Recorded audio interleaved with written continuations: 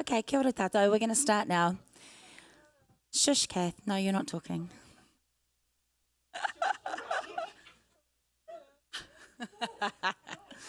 Okay, I'll be a grown up now, I promise. So for those of you who weren't at the last session, just to provide a little bit of background, my name is Nevak Rogers. I am Tongan on my father's side, Māori on my mum's side. I came up as a journalist, then moved into, had a mental idea to start up a production company, an independent production company. So we had that for many years, did documentary series.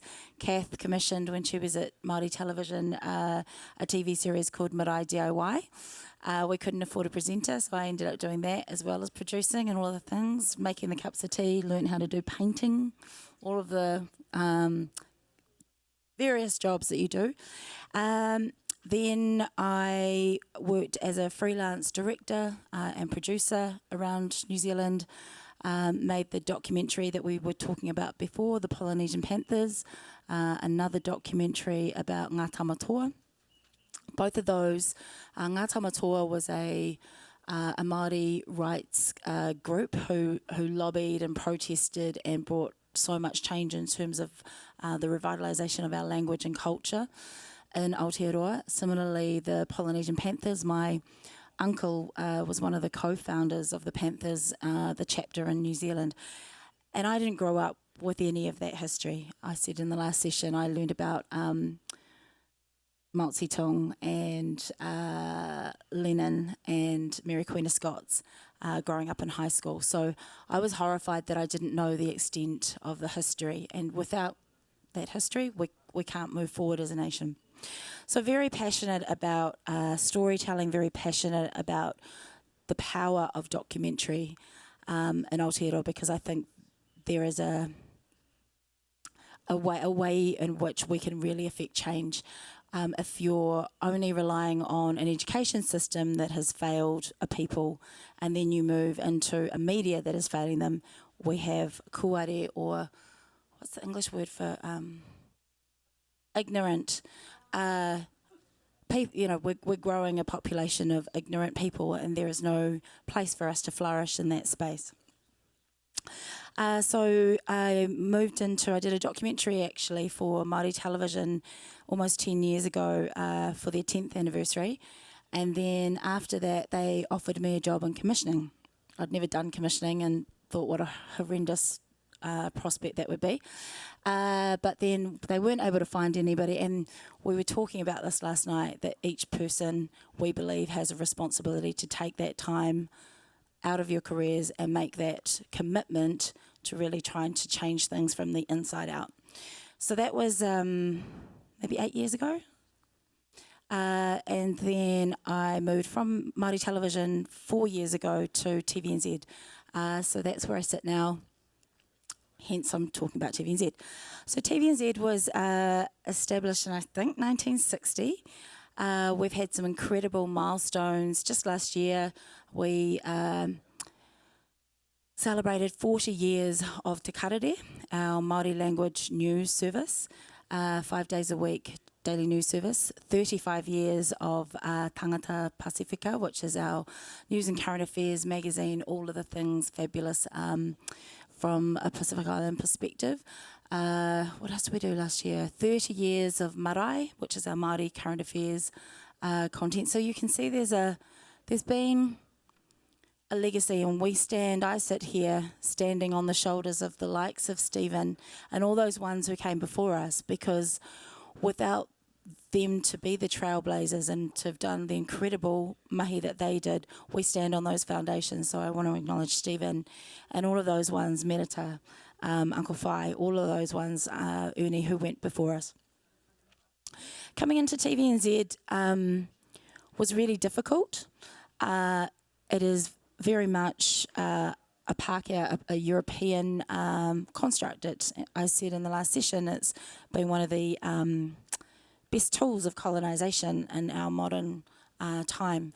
And so, fortunately, there was a willingness, which has become a passion within the organisation to do more work in terms of treaty partnership. So we sit with a piece of legislation that doesn't even acknowledge the treaty. The treaty's not even mentioned in the TVNZ legislation. So there's a lot of work being done to embed all of the principles and the values and the intent of the treaty into the work that we do. 3 years ago, even slower? Yeah. Wow, okay. 3 years ago, I'll buy you a drink after this, Olivia. A bottle, a Magnum. 3 years ago, we embarked on a piece of work to land the purpose of TVNZ. Why are we here? Why do we get up in the morning? Why do we exist? What is the thing or the things that we want to leave so that my unborn grandchildren aren't like, why did my nanny drop that ball? Why wasn't change made at that time? And so after, it took about 2.5 years. It was a lot of work. We worked with every single staff member. We have about 700 staff at TVNZ. We worked with all of the staff and built it from the ground up, and it took 1.5 years to do that work. And where we landed on was Ta Tātou Nei Whāinga, our guiding statement is to unleash the pūmanawa, or the potential of Aotearoa, its places, its people, and its potential. So what that's given us that alongside, actually if we can go to the next slide, that alongside the values which were also part of this work has really provided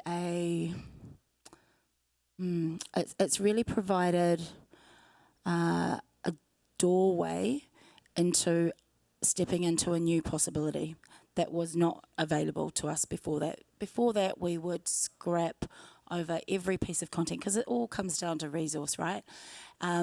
We spend about $80 million a year at TVNZ. We're commercial. It's a commercial operation, so all of our we don't receive any government funding apart from any funding that we go for from the Film Commission, Te Māngai Pāho, which is our Māori language broadcasting funding agency, and New Zealand On Air, which is the Pālangi equivalent.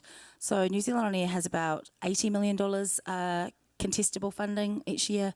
Te Māngai Pāho has about 20, and then there's the Film Commission, and the funding that we have sits at about 80 mil, and that comes from advertising dollars.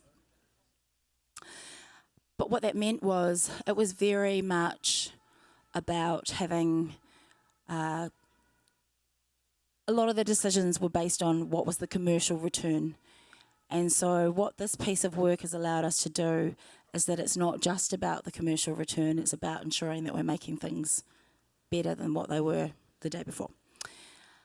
And that's really given us permission to go crazy. So when we started, when I started out, I think there were 5 shows on the Māori slate at that time, because TVNZ didn't even have a Māori commissioner in that role for how long, Kath, was it?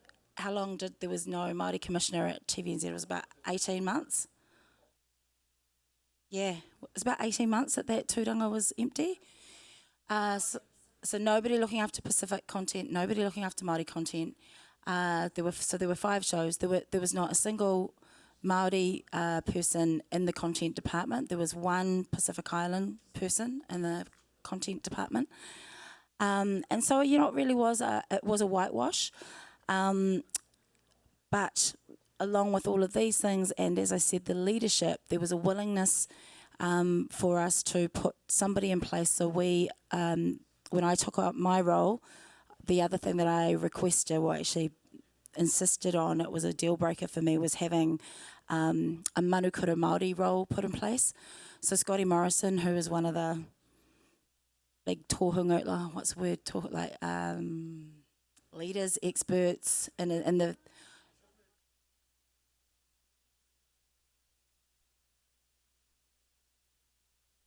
Well, he's like a god in the Māori world in terms of language and culture. Has worked at TVNZ for 20 years. And so we created a role where he has a direct report to the CEO, and he oversees all things in terms of Māori language and culture, not just for Māori language and culture content, which is how it used to be viewed, but everything. And with that support, with that cultural backbone, it allowed me to be able to do my role. And without that safety net, I just wouldn't touch it. It meant that we were then able to, employ more Māori, more Pasifika, more Asian in the content team, and particularly in the commissioning team. So we have a team of 10 commissioners. I think 3 of them are Pākehā. The rest are not Pākehā. What does that mean? They're brown. Next slide. So these are the values. I'll just leave these up. You can read them if you want to. We developed a Rautaki Māori, a Māori strategy, and this is part of what I talked about before in terms of helping ensure that we've got cultural capacity and depth within everything that we're doing. So from the way in which TVNZ, the way in which we welcome people into the building, to the way in which we have a recruitment strategy to ensure that there are the same levels of representation, and we're still not there yet with the population. So there is about 14%, I think, population Māori. We're only at about 7% working within the organisation. So there's a strategy for that. There's a strategy for ensuring that we've got a partnership editor, somebody who sits alongside the head honcho within the newsroom so that everything is coming through a Māori lens in there. So we've developed this strategy as well as all the content that we commission and even the content we acquire, making sure that we're not playing something that is going to do harm in terms of it's not sitting alongside these values. Next one, thanks, babe. We talked a little bit before about our cultural integrity strategies. I just wonder if there were any questions on this, but we chatted for a bit before, otherwise I'll move on.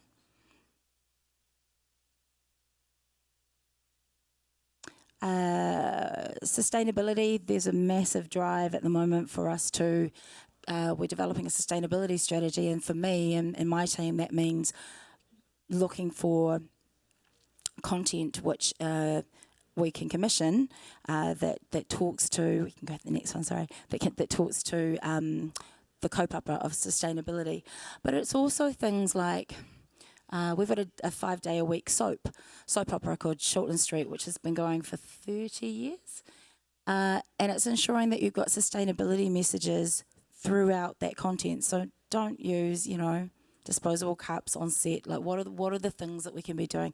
Little things like, the kids are doing this, and then ensuring that they are doing recycling, in a scene. Similarly, we have looked at, in terms of the cultural integrity strategy that I was talking about before, a cultural warrant of fitness, is ensuring that we would look at a lot of the characters within that show, and they were a bit once over lightly. So we want to ensure, if you're casting a Māori character or writing a Māori character, how do you ensure that Māori character, like, where do they come from? Are they from Tūhoe, which is an area where everyone is fluent in Te Reo Māori, or perhaps they're from Ngaitahu, who were colonised earlier and perhaps aren't as attuned with their language and culture? What nuance do they use? What dialectal differences? So it's providing a richer tapestry in terms of the characters we're developing and ensuring that everything that we're doing is passing through that lens.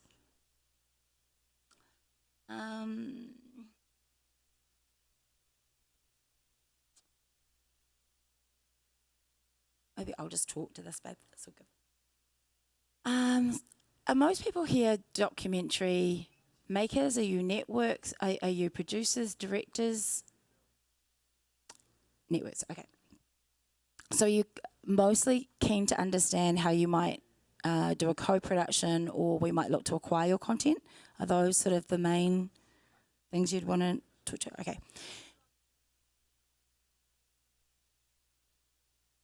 Okay, great.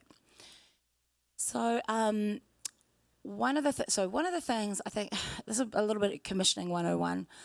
Really important, if I meet you and we have a conversation, if you can't tell me what your project is about in 3 sentences or less, you haven't landed it yet. You need to go back to the drawing board. You need to know what it is. It needs to kind of ooze out and just roll off the tongue. Having a really good pitch document that clearly outlines what it is, who's involved, how, what are the safety nets that are going to be put in place in terms of key personnel, who are the people who are going to bring this to life, and are they the right team? I've seen so many productions, and we chatted about this as well, where it can all come undone if you don't have that jigsaw completely right. So that's the thing that we look at.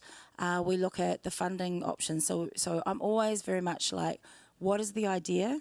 Who is the audience? And then how do we get it funded, and who's going to make it? So it's kind of this 4-way thing, and you're always doing this. We're like horse traders in commissioning. We're similar with Kath's job. What are the things that we need to do to enable a project that we can see has potential? The other thing though that I would say is, like, no may just mean no for now. Timing is absolutely everything. The number of times that projects have come in and for whatever reason that wasn't the time for that project, that they've come back and they've managed to get over the line. But then the flip side of that is that there are some shows or some documentaries or pieces of content, they're just not good. Like that, it's just never going to work for our platform.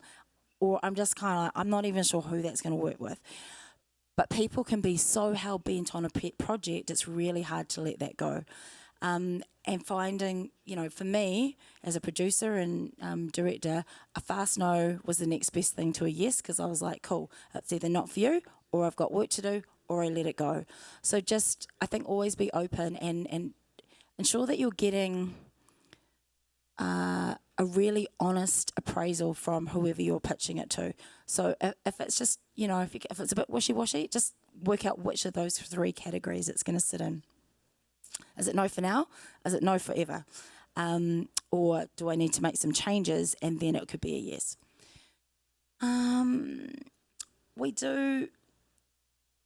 We commission everything from 16 genre, primetime drama, through to obviously documentary, news and current affairs, tamariki content.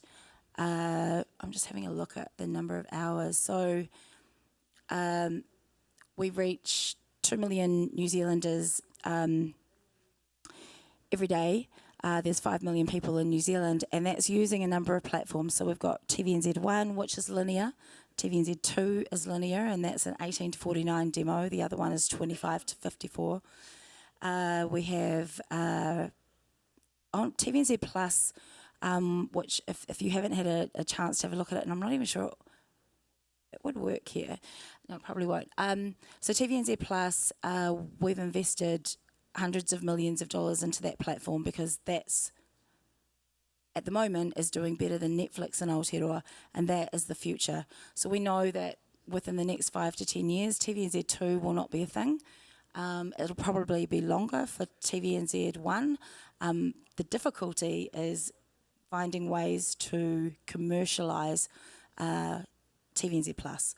So at the moment, TVNZ1 pays for everything, pretty much, in terms of the commercial revenue that we earn on that, and then we're able to redirect that into Plus. However, the revenue that we get from TVNZ Plus is considerably lower. So that's our big conundrum over the next few years. We also have Duke, which is a male-skewed channel, and then we have which is a youth channel, news and current affairs mostly, and factual content. So that's a really great opportunity, I think, to do more collaboration with We've got a team. So was set up 6 years ago, I want to say. And we basically just took everybody at TVNZ who were under the age of 30, put them in a room and said, what do we need to create for you? How much would it take to fund it? Let's go for gold. And a number of other projects have come out of that, as well as scripted content. But we know that if we are not relevant to our children audiences, our youth audiences, if we lose that pipeline of audience, we won't exist. I'm I'm trying to think what else to cover off. I've got a reel, so I'm not sure. Should I show the reel? Okay. So this reel, every year we have an event. It's called Showcase, and the idea is actually it's just where we woo all of the commercial partners to pay for more content for the next year. And so this reel, there were a number of reels at our event recently, and this one just talks a little bit to some of the local content. Mind the presenter.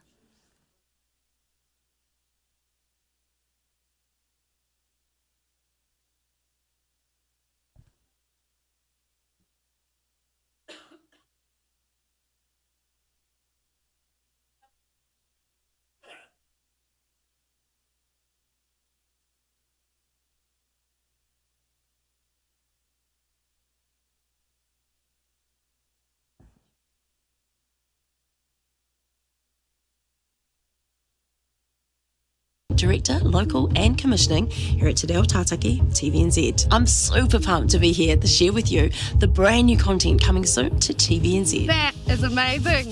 A couple of weeks ago, I visited the set of one of the many new drama productions that we've got coming in 2023.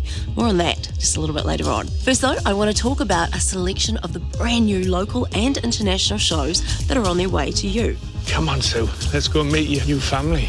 We're continuing to build on our momentum, reaching nearly 2 million New Zealanders every single day with a stunning slate of stories that will unite and inspire Kiwis around the motu. This is the coolest thing we've done so far. Yeah.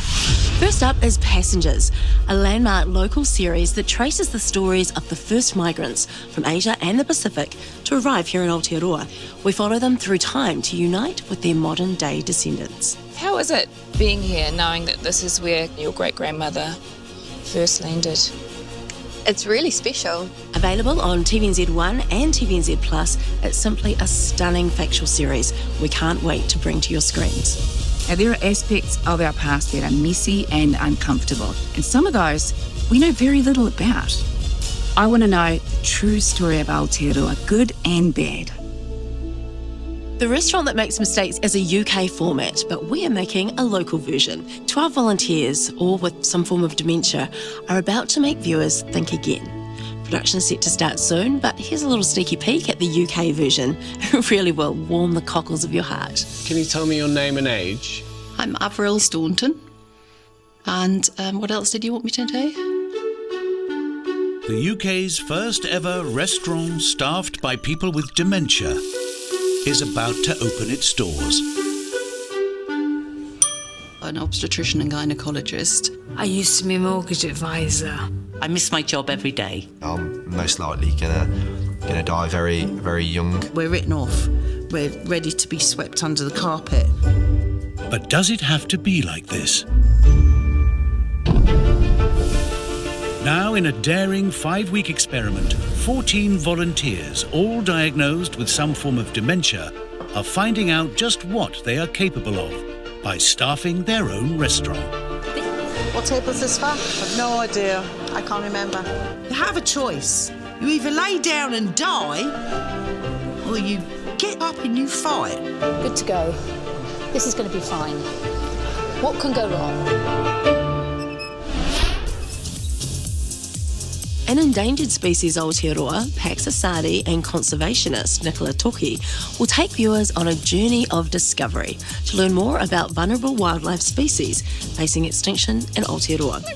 I've never seen a kiwi. Fingers crossed. This is an absolute must-watch with a beautiful balance of education and humour. It is one of the coolest things I've ever seen in my entire life. And I know it was because you were pinching me the whole time. All right, Tiwi, get ready for our very own version of the hit international franchise, The Doghouse. This is the truly moving show where people and dogs are matched and hopefully fall in love. The passionate team at our doggy sanctuary north of Auckland are committed to pairing their homeless dogs with hopeful owners. And we're there to capture the highs and the lows of the human-dog first date experience. Welcome to the doghouse. You guys want one of these doggies? This show will be an absolute whānau fave. Hi, hello, excuse me. Hello, kia ora, TVNZ Showcase. if I could have your attention, please. Sue Perkins here, coming to you live from the set of the brand new season of Patriot Brains. So this isn't like live. It's not really happening now because I'm clothed for a start, but we are in the middle of filming. In fact, I do have to get back to it, so I should probably hurry up and tell you that I'm super excited. Patriot Brains is returning to TVNZ in 2023. It's bigger, it's better than ever. There's a water slide, there's live animals and some lying. I'm going to be your host and I'll be joined every week by the absolute cream of New Zealand and Australian comedic talent. I once got the vegetarian option in prison and there was a bone in it. Some vegetables have bones. What I want to know was, what was the name of the big, fluffy character in that clip? Is it Rolf Harris? It looks like a chicken McNugget that's been given 3 wishes. Is no one going to talk about the fact that a kangaroo just fought a man on children's television? That's how we tell the news. That's just a morning. Standard for Australia. So get ready as our 2 teams of comics compete against each other to find out once and for all who's best, Kiwis or Aussies. Yes, we're settling it here and now. I did a lot of modelling. Where were you modelling? I was 11. I put a tune on, then I'd modelled. You just called yourself a model. It's like me calling myself a pilot. I was in a university pamphlet for student accommodation, and wow, okay, that's modelling. I recognised you. You know what? Someone else employed you to do that, making you a professional model more so than you. Patriot Brains, back in 2023. This isn't coffee. Now, Data, there you have it. Sue Perkins, the new host of Patriot Brains, live, well, you know, kind of, from the set of the brand new season, coming soon to TVNZ in 2023. Mom, hello, hi. Todd, you still owe me $9,000. God, I lost my job. 2 years ago. Next up is the hilarious So Help Me Todd. Academy Award winner Marcia Gay Harden stars as a razor-sharp attorney who hires her, you know, kind of aimless son, Todd, as her firm's in-house investigator. Here's a little taste of what to expect in So Help Me Todd. There's one thing I could do for you to help you get back on your feet. The ties, socks, shirt, and belt in that bag are more professional than what you're wearing, and we'll take it out of your first paycheck. This is going to be so great for you. I didn't kill him. Let's prove that to the jury. Mom, I know who's the murderer. I am Inspector Clip with the Portland Gas Company. I'm Betty with maintenance. This is Harry McDonald. Look, Mom, it's the perishable box of the dead magician. This way? Which way? This way. Okay, and could you speed up for once? This is technically a car chase. This is illegal. Got it. You're in jail. How'd you get in here? You have a good lawyer. Code 1 Minute by Minute is a really well-constructed observational documentary series that breaks down the hours, minutes and seconds behind the biggest and most tragic news event to impact our Aussie neighbours. We go into the forensic detail of exactly how these people came to cross paths at that particular moment in time. Some became survivors, some became victims, many were impacted and others were accidental heroes. This is the story of how one man would cause so much devastation and ruin so many lives forever. This absolutely gripping Obstock series will have you on the edge of your seat. Another Australian production coming next year is the harrowing story of Bali 2002. You want to just sit back and soak it all in? Yeah, at a nightclub.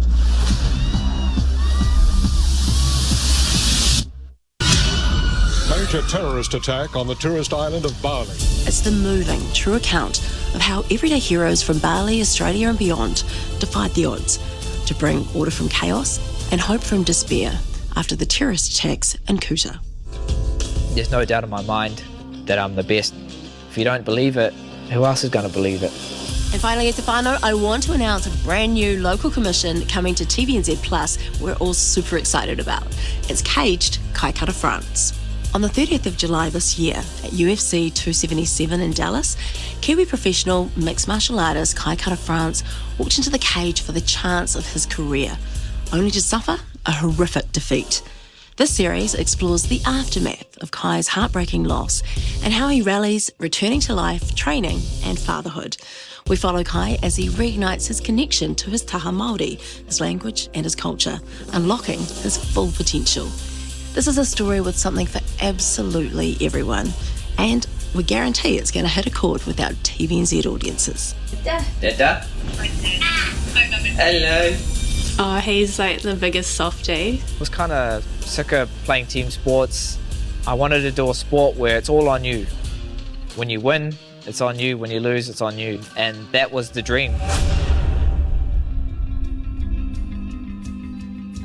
Kia ora from the mighty Waikato and Te Aroha, which is standing in for a fictitious town called Mount Affinity. That's part of our brand new smoking hot murder mystery drama, The Gone. Come with me now. We're going to check out the set. Kia ora te iwi. This is Pete Burgess, one of the directors down here on The Gone. Pete, this is an incredible location. Absolutely, the town is beautiful, and the way the mountain stands over the top is unique. Yeah, it really is. So The Gone's obviously a co-production between Aotearoa and Ireland. What's it like working on something of that scale? It's big, and it's scary.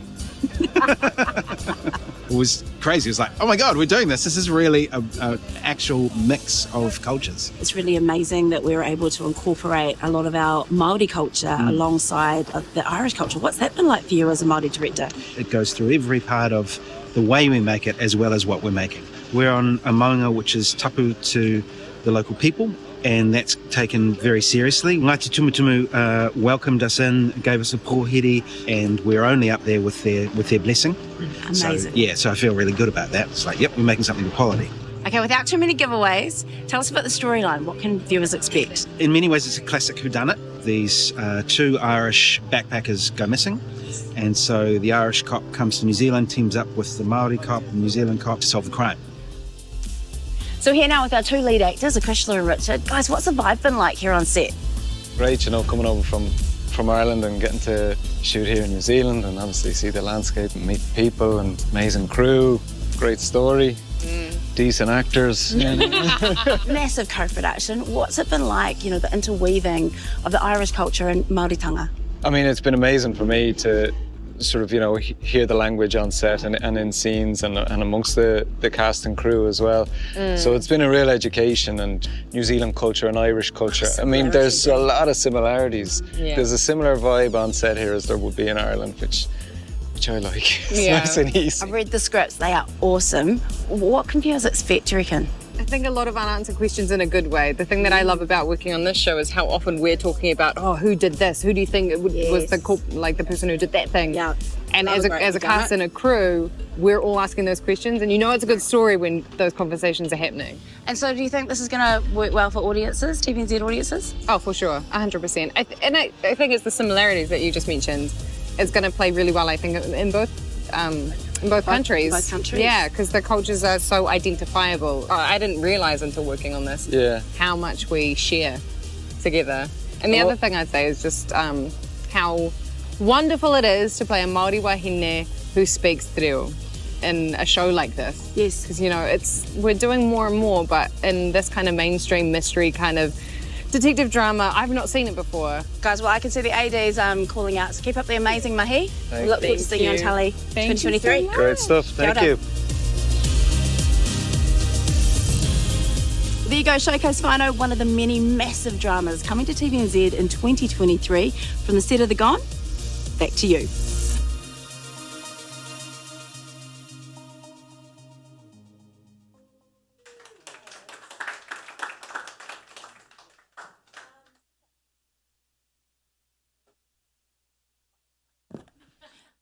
The only other thing I wanted to say was, in terms of Moana Nui Akiwa, we are all so linked. And thinking of, we're filming actually at the moment a new series called Origins, the second season. And, you know, learning Scotty Morrison, the manukura Māori I spoke about before, travelled here to Tahiti maybe 2 years ago. It was just before COVID. And to learn when he went out to the outer islands that Tama Te Kapua, which is his eponymous ancestor, had left from the shores of, I can't remember, is it Raiatea? And so he went to those places, and he had the most extraordinary, like Scotty's not he doesn't cry, he was so overwhelmed with emotion. And so I think it's just, you know, we have to remember that we're all part of one big whāraki. So, ka nui te mihi kia koutou, unless there are any questions. Thank you.